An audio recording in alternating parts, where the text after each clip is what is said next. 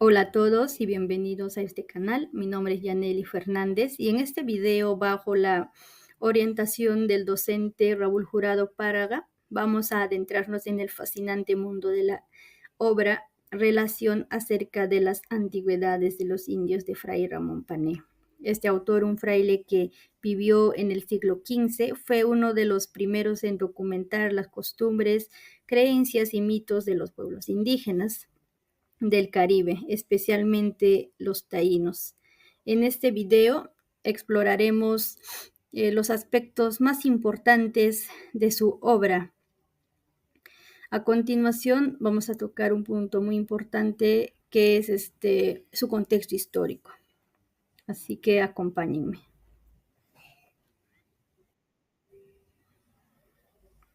Como bien se menciona en este texto, tras el viaje de Cristóbal Colón, Pané llegó al Nuevo Mundo en 1492, que fue su primer viaje, ¿no? Durante el segundo viaje de Colón fue en 1493, cuando España empezaba a consolidar su presencia en el Caribe.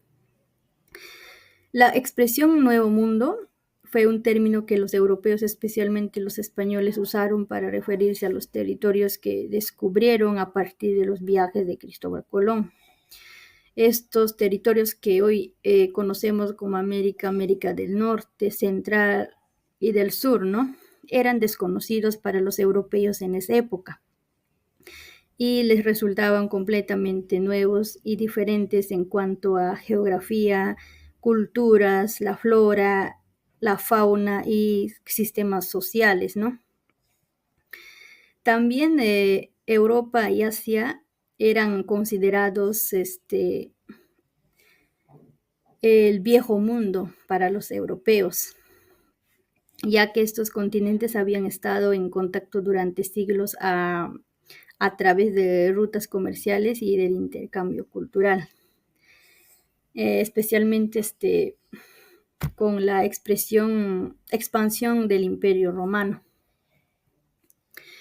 También en esa época, España estaba interesada en evangelizar a los pueblos indígenas.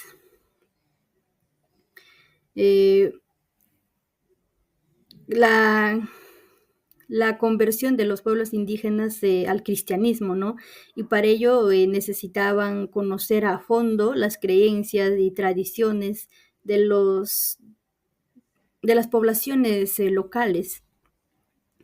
Colón encargó a Pané una misión específica y fundamental: a integrarse en la vida de los indígenas taínos de la isla de la Española, actualmente la República Dominicana y Haití.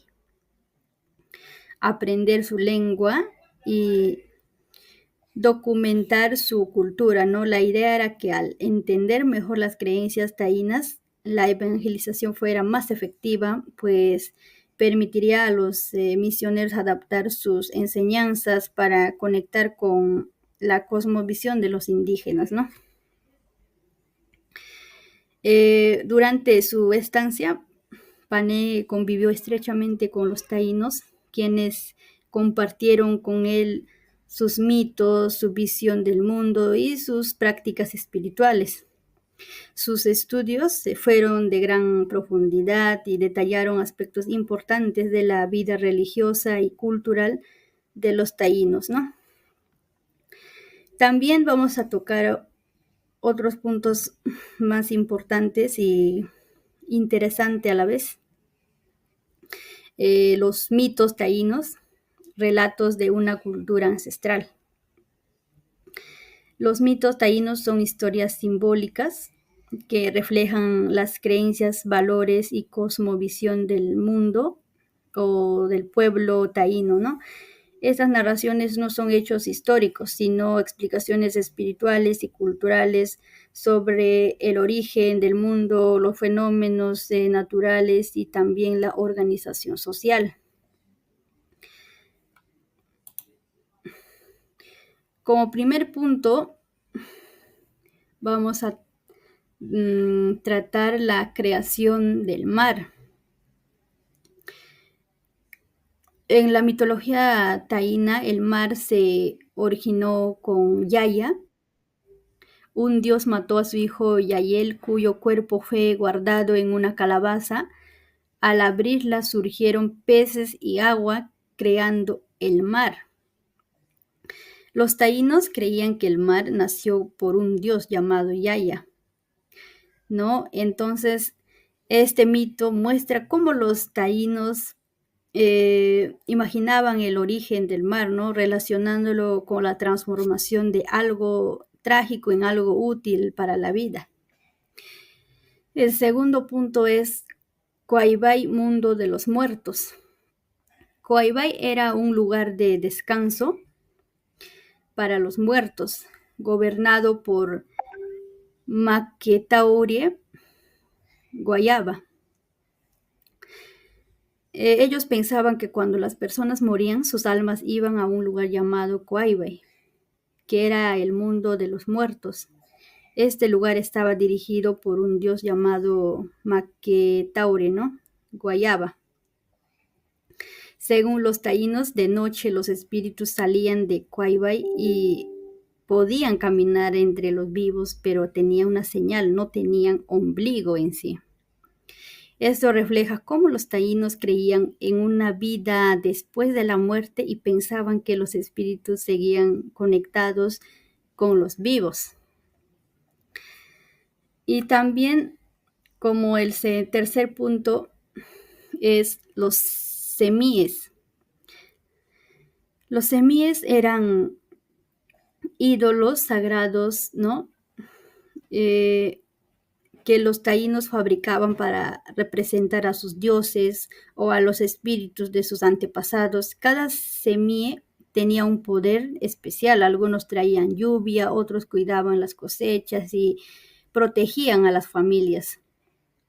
Este mito muestra cómo los taínos veneraban a sus dioses y mantenían una conexión espiritual, ¿no? A través de los semíes. El cuarto punto es este mito de Cosibajagua y Amayauna. Este mito relata el origen de los taínos, quienes surgieron de las cuevas Cosibajagua y Amayauna. Los primeros humanos salieron de estas cuevas bajo la vigilancia de Macocael, quien tenía la responsabilidad de cuidar la puerta. Sin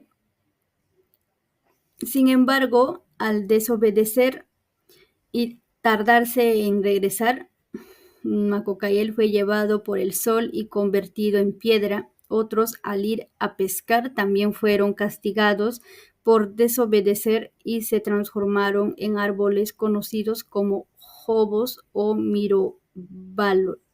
miroválanos. Esto también los taínos decían, ¿no? Que los primeros hombres salieron de unas cuevas llamadas Cosibajagua y Amayauna. Había un guardián, ¿no? Llamado Macocael, encargado de cuidar la entrada de la cueva. Cuando un día desobedeció y no regresó a tiempo, por eso el sol lo castigó, ¿no? Y lo convirtió en piedra. Otros hombres también desobedecieron y fueron transformados en árboles. Entonces, este mito explica el origen de los humanos y enseña la importancia de seguir las reglas, ¿no? También vemos el papel de los beíques. Los beíques eran sacerdotes y sanadores que realizaban rituales y ceremonias de sanación. Como se menciona, usaban el polvo de coaba para entrar en trance y comunicarse con los semíes. Este mito muestra cómo los taínos combinaban la religión y la medicina en su vida diaria. También vemos otro punto, la profecía de los extranjeros. Un cacique líder taíno dijo una vez que llegarían hombres vestidos que traerían problemas y destrucción años después llegaron los europeos cumpliendo esa profecía. Entonces refleja el miedo de los taínos ante los cambios que traería la llegada de los colonizadores, ¿no? Y por el último, vamos a ver un punto muy interesante: la separación de hombres y mujeres. Este mito narra cómo se separaron los hombres de las mujeres en la cultura taína. La historia comienza con Guayayona, un hombre quien envía a su compañero Yaubaba a recoger una hierba llamada digo, que se utiliza para la limpieza, ¿no? Yauyaba sale antes del amanecer, pero es atrapado por el sol en el camino y se transforma en un pájaro que canta por la mañana, simbolizando una pérdida de su humanidad. Desde entonces, al darse cuenta de que Yaubaba no regresa, Guayayona decide salir, ¿no?, de la cueva, casi baja agua, para buscarlo a él. Entonces, este acto de salir representa un cambio importante en la dinámica social, marcando el inicio de la separación entre hombres y mujeres. A partir de este momento, ¿no?, los hombres y las mujeres comienzan a vivir diferentes esferas, lo que refleja cómo se estructuraban las relaciones de género en la comunidad taína. Entonces, ese mito, ¿no?, nos explica cómo los taínos organizaban las relaciones entre mujeres y hombres. En sí, la importancia de estos mitos taínos eran como historias que explicaban, ¿no?, cosas difíciles de entender, como el origen del mar o la muerte. También enseñaban lecciones importantes sobre el respeto, la obediencia y la conexión con la naturaleza y los dioses, ¿no? Con estas historias los taínos lograron darle sentido a su mundo y transmitir sus creencias a las nuevas generaciones, ¿no? Eso ha sido todo de mi parte. Gracias.